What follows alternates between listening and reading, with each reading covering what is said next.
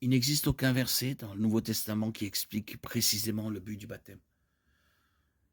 Nous devons donc déterminer le but du baptême à partir de divers passages ainsi que du contexte culturel du 1er siècle. Le mot grec pour baptiser, baptisso, signifie littéralement plonger, immerger ou submerger.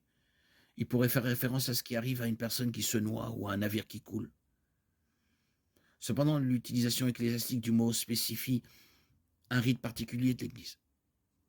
Dans de nombreux cas, le rite lui-même s'est détaché de la signification réelle du mot baptiser. Dans l'Église catholique romaine, les bébés sont baptisés, aspergés d'eau, bien qu'autrefois ils étaient immergés, pour laver le péché originel. Le bébé en grandissant devra encore faire face au péché réellement commis, mais selon le dogme catholique, le péché originel a été supprimé, ce qui lui donne une chance d'aller finalement au ciel. Dans les églises réformées, les bébés sont baptisés, aspergés d'eau en signe de la nouvelle alliance. C'est un symbole de la foi des parents et de leur intention d'élever leur enfant dans un foyer chrétien. On le considère comme l'équivalent de la circoncision dans l'Ancien Testament. Dans l'Ancien Testament, lorsqu'un bébé était circoncis, il n'avait pas le choix. Le rituel était un signe que ses parents voulaient qu'il soit inclus dans le peuple de l'Alliance d'Israël. De même, dans la théologie réformée, le baptême est un signe que les parents veulent que l'enfant soit inclus dans l'Église. Certaines églises considèrent le baptême comme la première étape de l'obéissance et comme nécessaire au salut.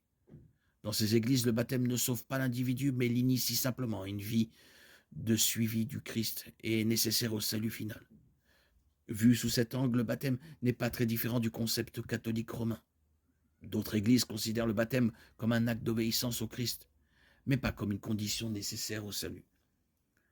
La plupart des baptêmes mentionnés dans le Nouveau Testament sont ceux de Jean-Baptiste, celui qui baptise.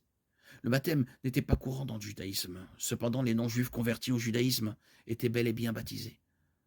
Lorsque Jean appelait les juifs à la repentance et au baptême, il les appelait à admettre leurs péchés, à renoncer à leur héritage comme moyen d'acceptation devant Dieu et à se repentir lorsque les gens venaient à Jean pour se faire baptiser. Ils admettaient qu'ils n'étaient pas meilleurs que les non-juifs.